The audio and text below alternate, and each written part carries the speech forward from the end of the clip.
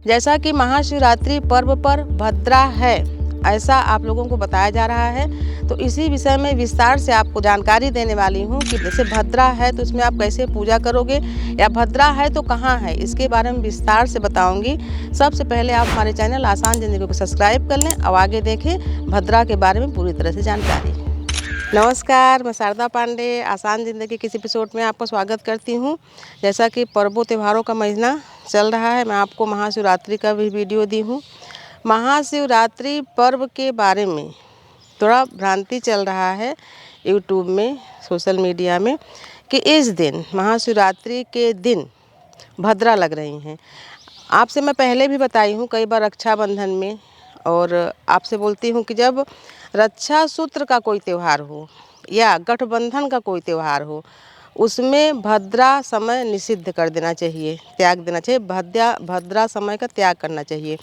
कोई भी विशेष पूजा पाठ, गृह प्रवेश, मुंडन, शुभ मांगलिक कार्य भी भद्रा के रहते नहीं करना चाहिए। तो बहुत सारे आपको वीडियो मिल रहे होंगे कि भद्रा है इस समय। वास्तव में भद्रा रहने पर जैसे कि शिव और पार्वती जी का ये विवाह का वर्षगांठ मनाया जाता है, हम लोग मनाते हैं।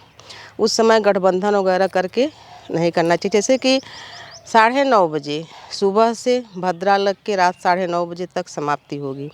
तो जो मैं आपको बताई हूँ 4 प्रहर की पूजा या सुबह की पूजा, या जो शाम को 6 बजे से लेकर 9 बजे तक जब जब पूजा बताई हूँ, तो इसमें या तो भद्रा के पहले पूजा कर लो आप, या फिर जब रात्रि को भद्रा समाप्त हो तब पूजा करो, तभी फलित होगा। लेकिन जो प्रदोष काल की पूजा होती है, शिव और पार्वती जी की जो पूजा प्रदोष काल की होती है, उसी में विवाह या निश्चित काल का जो पूजा होता है 9 से 12 बजे का, उसमें विवाह किया जाता है। तो शिव पार्वती जी का विवाह तो हो सकता है, लेकिन प्रदोष काल की पूजा नहीं हो सकती। अगर प्रदोष काल में कोई गठबंधन, जैसे कि पहले के ज़माने में गोधूली बेला में ही द्वार चारों विवाह वगैरह उसके बाद हो जाते थे जल्दी, पहली रात्रि की पहली पहर में। लेकिन आज समय बीतने पर रात्रि में, आधी रात्रि में, भोर तक विवाह होता है।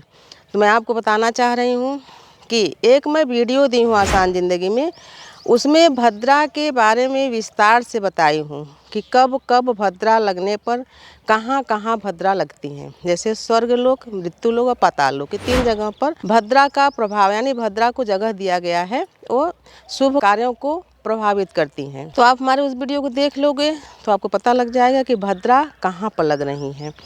भद्रा अगर हो तब तो निषिद्ध है, लेकिन अगर भद्रा नहीं हो तो अफवाह नहीं फैलाना चाहिए। मैं इसी बात का खंडन करने के लिए इस वीडियो को बना रही हूँ। तो महाशिवरात्रि पर्व में जैसे मैं बहुत सारे लोगों को बताती हूँ जिन कन्याओं का विवाह नहीं हो रहा है या जिन लड़कों का विवाह नहीं हो रहा है, वो भी महाशिवरात्रि पर्व का ये व्रत को उठा सकते हैं। जो सुहागने हैं अपने पति के लिए व्रत को उठा सकते हैं। लेकिन अगर भद्रा काल है तो इसमें नया व्रत को शुरू भी नहीं करना चाहिए। तो मैं आपको बता रही हूँ कि महाशिवरात्रि पर्व में भद्रा का जो वास है वो कहाँ है, मृत्युलोक, स्वर्गलोक या पाताल लोक में। तो आपको मैं बताना चाहूँगी सार कि महाशिवरात्रि पर्व पर भद्रा तो लग रही है। आप कैलेंडर में देखोगे भद्रा है, पंचांग में भद्रा है, पर भद्रा कहाँ है? भद्रा स्वर्ग में और पृथ्वी पर नहीं है। ये भद्रा पाताल लोक में प्रभावी है, यानी पाताल लोक में है। तो जितने हमारे आसान ज़िंदगी चैनल को देखने वाले हैं, वो भद्रा काल का जो डर है, भय है कि हम कब पूजा करेंगे, व्रत उठाएं कि ना उठाएं, नए लोग व्रत उठाएं कि ना उठाएं, पूजा करें कि ना करें, तो बिल्कुल आप निश्चिंत हो के नया व्रत भी उठा सकते हो। विवाह वगैरह के लिए में जो कोई बाधा है तो उसमें के लिए व्रत उठा सकते हो। कन्याएं भी, लड़के भी जो सुहागने व्रत करना चाहते हैं, जैसे मैं बताती हूँ निर्जला व्रत करने के लिए।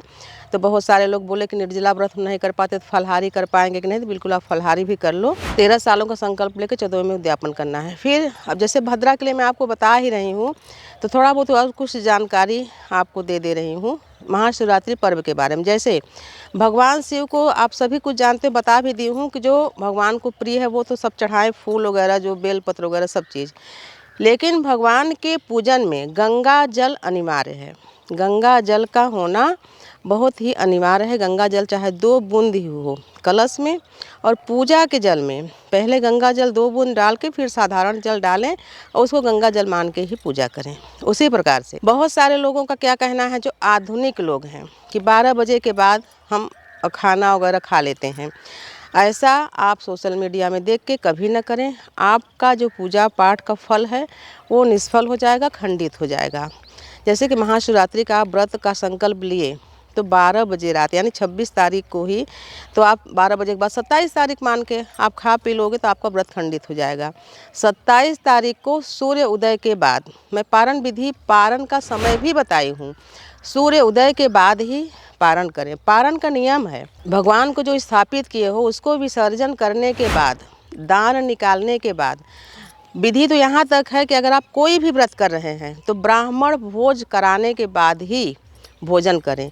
लेकिन आज ऐसा संभव नहीं है, इसलिए दान निकाल दें और दान को भेज दें या आगे वाले कमरे में रख दें। दान निकालने के बाद ही प्रसाद खाकर जहाँ पर भगवान जी को स्थापित किए हैं वहीं पर बैठ के पारण करना चाहिए। भूल चूक के लिए माफ़ी मांगना चाहिए।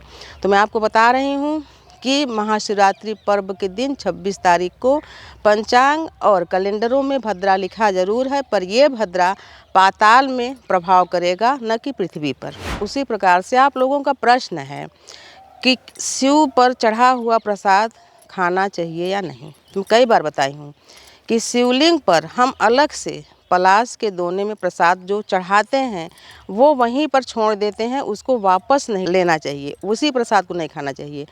अगर आप शिव जी को नारियल चढ़ा रहे हो जल वाला, तो अगर शिवलिंग को आप नारियल टच कर दिए, स्पर्श कर दिए, तो उस नारियल को वहीं पर छोड़ दें, उसका प्रसाद नहीं खाना चाहिए। अलग से नारियल थाली में रखे रहें, शिवलिंग को न छुआएं, तो उसको प्रसाद रूप में आप खा सकते हो और बांट सकते हो। शिव पार्वती के पूजन में, इस पूजन में, यानी जो महाशिवरात्रि के हम पूजन करते हैं उसका, जब हम तीज की पूजन करते हैं उसमें भी गठबंधन कर देते हैं, लेकिन महाशिवरात्रि पर्व में क्योंकि भगवान शिव का विवाह माँ पार्वती के साथ हुआ था, इसलिए इस दिन गठबंधन करना अनिवार्य है। गठबंधन में दूर्बा, अक्षत, पुष्प, कुछ दक्षिणा रख के गठबंधन करना चाहिए। और जब पूजा का विसर्जन करने लगे, भगवान को हटाने लगे, तो उस गठबंधन को छोड़ के कलश में डाल के और कलश का जल फूल पौधों में या तो जो आप जहाँ विसर्जन करने जाएंगे जलाशय में वहाँ पर डाल देना चाहिए। तो भद्रा के साथ साथ ये कुछ नई जानकारी उनके लिए जो हमारे चैनल से नए लोग जुड़े हैं। बाकी पुराने लोग तुम्हारा कितना वीडियो देख देख के थक गए होंगे, जान भी गए होंगे। बहुत सारे लोग की बहुत जानकारियाँ भी हो गई हैं, वो अपने दूसरे लोगों को भी बताते हैं, अपने बच्चों को भी बताते हैं। पूजा पाठ में बहुत सारे लोग बोलते हैं कि हमारे चैनल के द्वारा उनको बहुत ज्ञान प्राप्त हुआ। नए लोग जुड़े हैं उनके लिए हम कुछ नई जानकारियाँ भद्रा के साथ साथ दे रहे हैं कि भद्रा 26 जनवरी को नहीं है, सुबह से शाम तक जो भी लिखा हुआ है ये पाताल में भद्रा है। हमारा भद्रा का जो वीडियो डाला है उसको भी सर्च करके आप देख लें। आप देख रहे होंगे कि हम इस समय प्रयागराज में अपने ग्राम में आए हुए हैं, अपने गाँव में। ये खेती, ये देखो, ये अरहर की खेती है। तो और जो भी मतलब हम कुछ दिनों, कुछ महीनों तक यहाँ पर रहेंगे, तो जब तक खेत हरे भरे हैं, देखा यहाँ गोबर, गाय के गोबर का उपरी वगैरह है खेत में ही, क्योंकि धूप ज़्यादा होता है इसलिए यहाँ बनाते हैं। हवन वगैरह करने के लिए यही से उपरी ले जाएंगे। और ये घर भी देख लीजिए, ये हम खेत में हैं और खेत से कैमरा घुमा रहे हैं, ये घर है। तो ये हमारा घर भी है, यानी कि घर जो है खेत के बीचों बीच है, चारों तरफ हरियाली है। तो जब तक बसंत ऋतु हो, जब तक ये पक के खेती कट नहीं जाती, तब तक आपको ऐसे ही हरे भरे वीडियो मिलते रहेंगे। तो चैनल को सब्सक्राइब कर लें, हमारे साथ बने रहें। शिवरात्रि पर्व पर हम अपने जो गांव के बगल में गंगा जी हैं वहाँ जाएंगे, वहाँ का वीडियो भी आपको देंगे।